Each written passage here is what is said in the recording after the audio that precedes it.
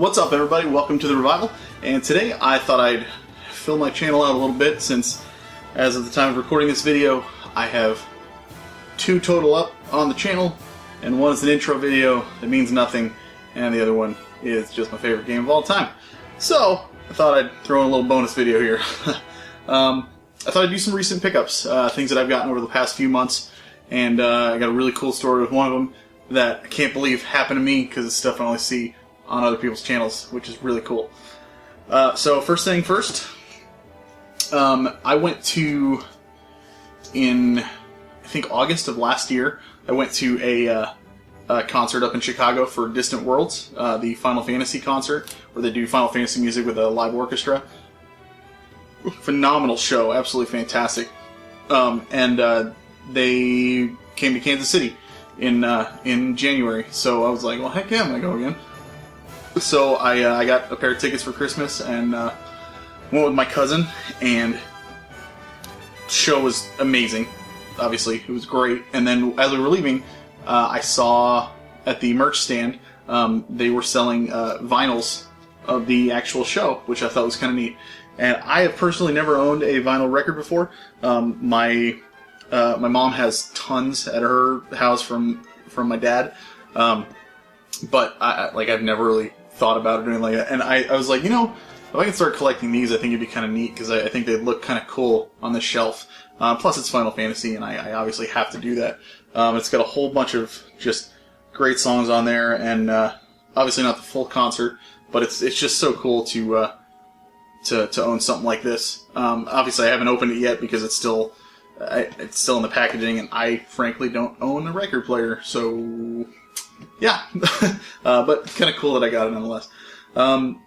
Next up, Ni No Kuni 2. I recently finished the first Ni No Kuni, and it was so amazing. I'm kicking myself for not finishing it sooner.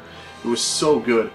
I had an absolute blast with it, and the only reason I haven't started this one yet is because that game was just so heavy. I don't know that I could go from something that heavy to another one again.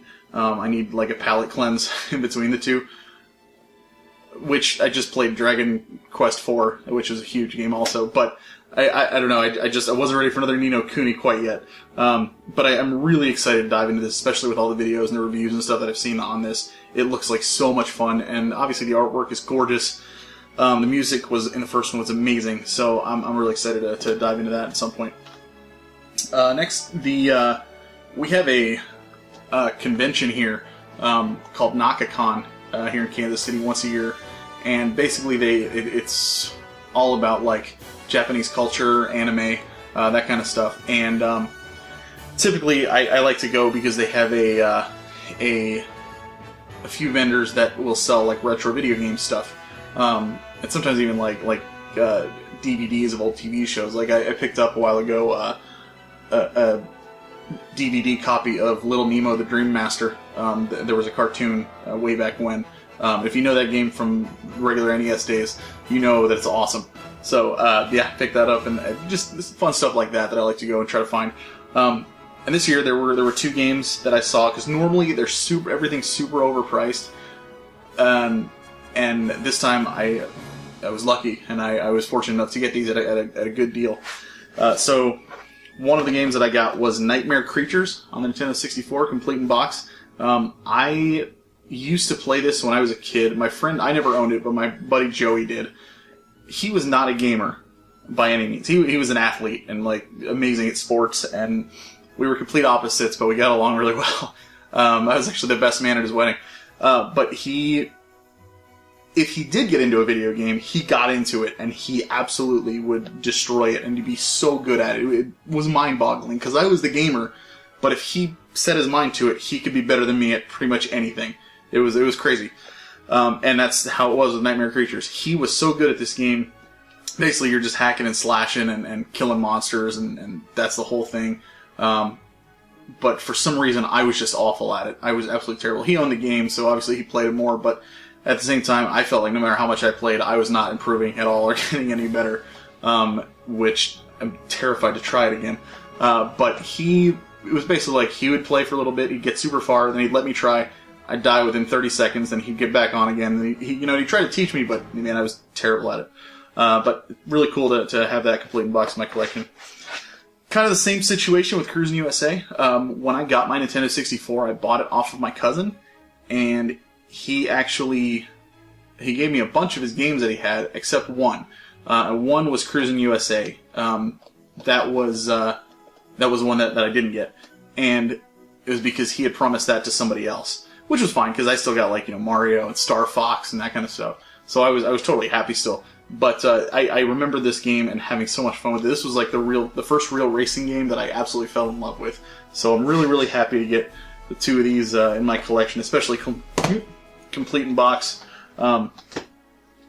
Yeah. So, and then one other thing that I picked up there, just because I thought it was cool, is this Game Boy player's guide, and it's basically just a whole bunch of strategies and tips and stuff for original Game Boy games. I am not a huge portable gamer now, but my mom is from Holland, so when I was younger, we would go overseas like once every 3 years, and go during summer vacation while I was in school. So I would go for like nine weeks at a time. And my Game Boy was, and obviously I bring some books and stuff too, but my Game Boy was huge on what I would do out there. I always had it with me everywhere I went. And that's, I saw the games on this, I thought it looked kind of neat, and it's in such great condition that I just had to have it. So pick that up too. The next two, I went to go see Infinity War with my buddy Brian and his brother Kyle, and a few weeks ago. And the theater that we went to, there's a vintage stock nearby, and Brian's brother Kyle is also a collector.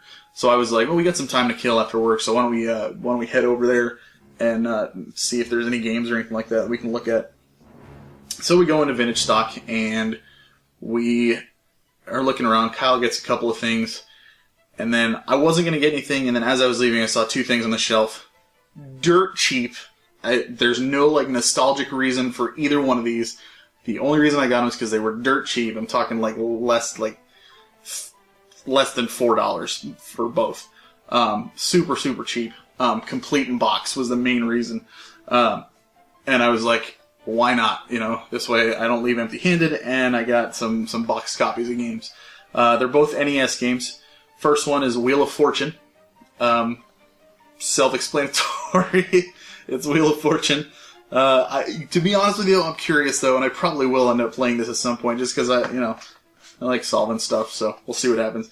And the other one is Top Gun 2.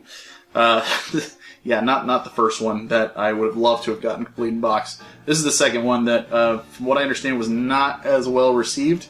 The box art on this thing is cool though. I really like that, which I just adore the box art on old school NES games and Super Nintendo games and stuff. It's something I miss big time. I've never played this one. I hope to at some point. It'll probably be when I finally figure out how to land the plane in the first one, so I may not ever get to it, because I'm 35 and it's still impossible for me. I know, I'm terrible.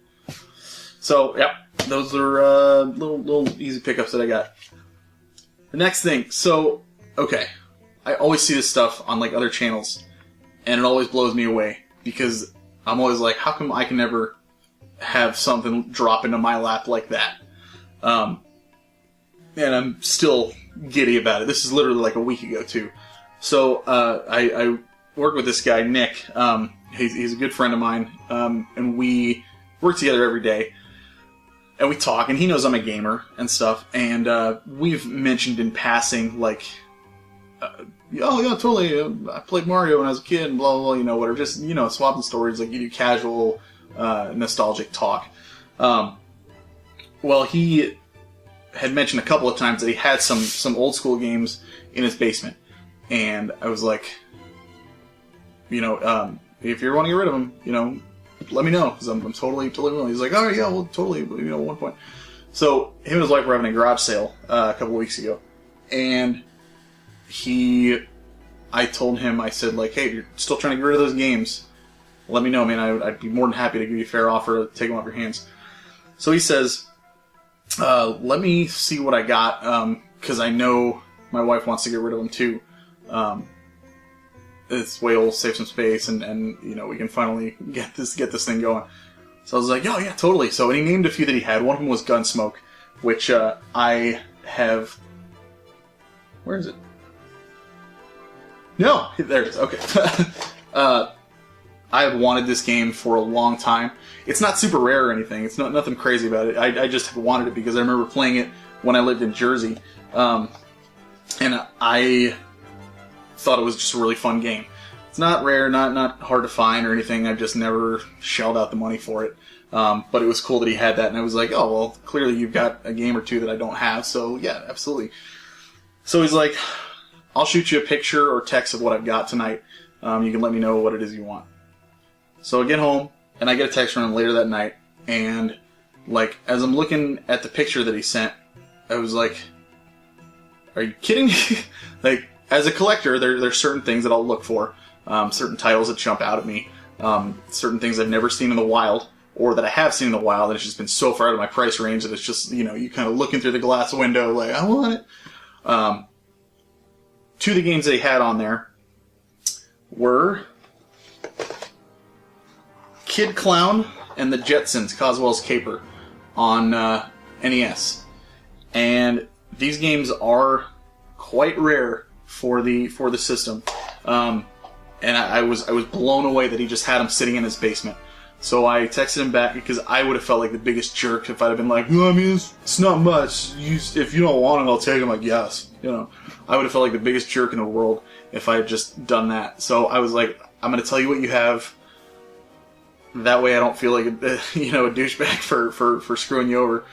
And he's like, no, you're kidding with me. And I was like, no, seriously, this is what you got, man. So I did some research, and I priced out everything, looked at like average prices that have been going throughout the past few months and stuff, what they've been selling for. I got a couple of websites that I go to, and I just compared everything and kind of just averaged them out.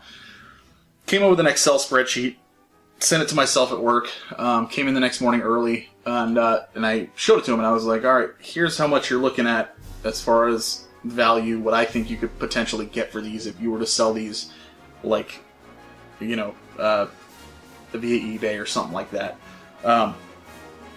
I would offer you this much. And I gave him what I thought was a fair offer.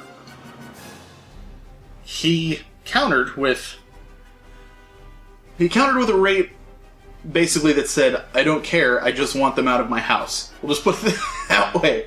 And I was blown away. I don't know how many times I said, like, are you sure? Are you sure you want to do this? Like, I wanted to make sure that there was going to be no regrets later on, because I would have felt so horrible if he was like, oh, I could have gotten, you know, so much. But I got an amazing deal on this stuff. We'll just put it that way. And I'm so excited to be able to add this stuff to my collection. And it wasn't even just obviously those two. It was a whole slew of games, and even the case that it came in is a Nintendo branded case that goes for actually a decent amount of money as well. That I've been having my eye on for a while, but I just haven't pulled the trigger because it's expensive. So it was just so cool to be able to get this stuff, and I got some peripherals, and so I got like a control stick, and I'm just so happy to be able to add this stuff to my collection, and I was just basically check your basements, people. Check your basements. Talk to your relatives and your friends and everything. People who aren't gamers, everybody was at some point. I guarantee it. You know, anytime somebody says, I think I got some, like, old games at my parents' basement or something like that, be like, let me go dig around. Let me see what you got. Shoot me a picture. Whatever. Because this stuff does happen. And I didn't believe it at first, but it does. And it's so cool, and I'm so excited. So, yeah, I just wanted to talk a little bit about my recent pickups, and that's that. So, appreciate you watching. Would love a subscribe from you. And, yeah, keep on gaming.